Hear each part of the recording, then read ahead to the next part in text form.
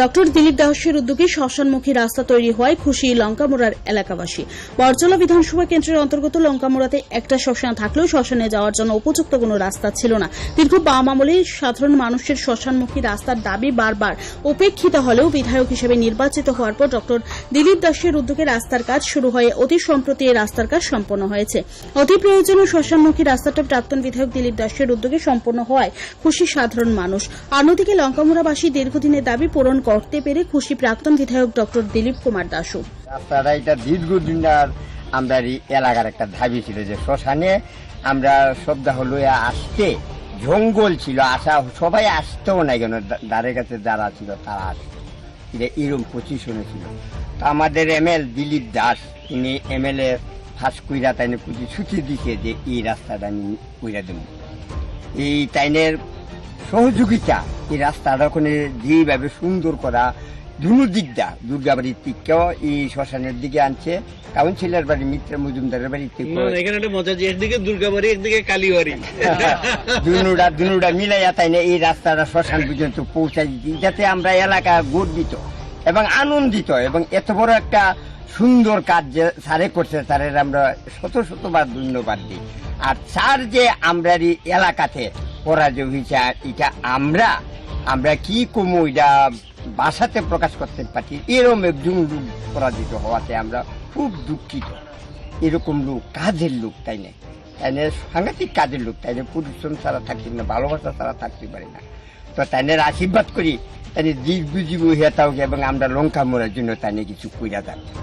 আমরা 1 নম্বর ওয়ার্ডের জন্য সারের জন্য আমরা কিছু করে দিয়ে যাই, তাই যতদিন পর্যন্ত পারে এতদিন পর্যন্ত আমরা সাহায্য করি, তাই জন্য আমরা শহরের মতন একটু কইরা দিয়ে যায় আমরা এই 1 নম্বর ওয়ার্ডকে। এই আশা আমি স্যারের কাছে।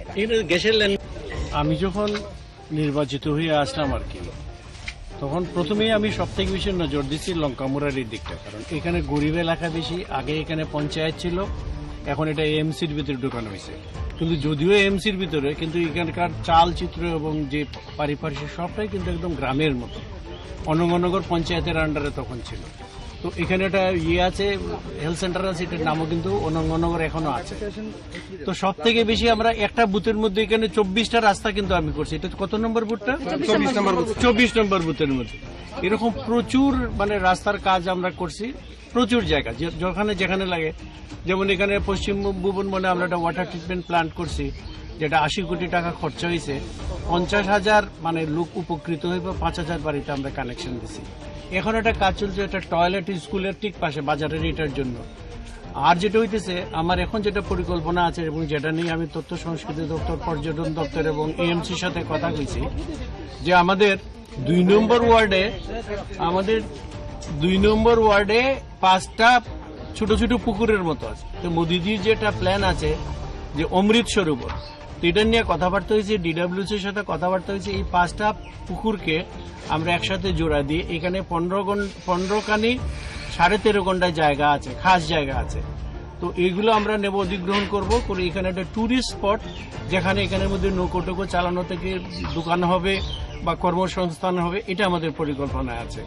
এরই মধ্যে মেয়রের সাথে আমার কথা হয়েছে এবং যে সেক্রেটারি সবাই এখানে নিয়ে আমরা আসবো, দেখব এবং এইটাও করব।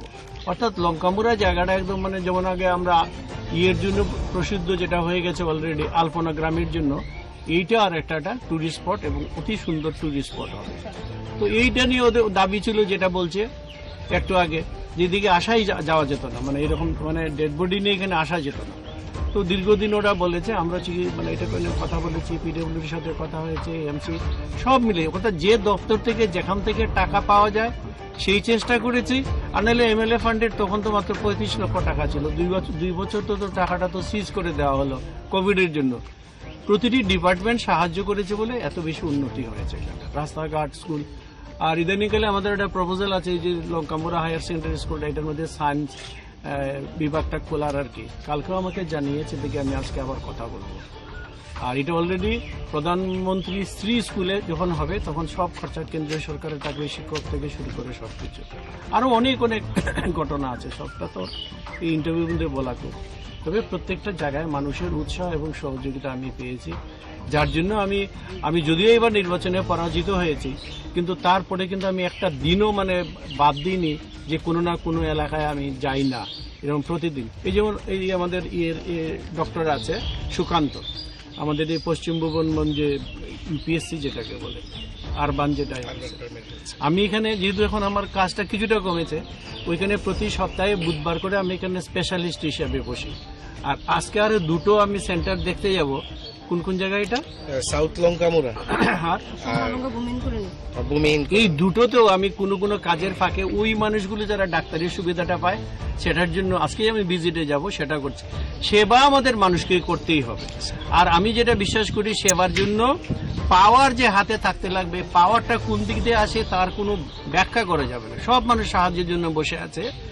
তবে একটা প্রবাদ পড়েছি যে মানুষের ক্ষতি করতে গেলে পাওয়ার লাগে, আর যদি ভালো করতে হয় তাহলে ভালোবাসাই যথেষ্ট। ব্যুরো রিপোর্ট, ত্রিপুরা নিউজে।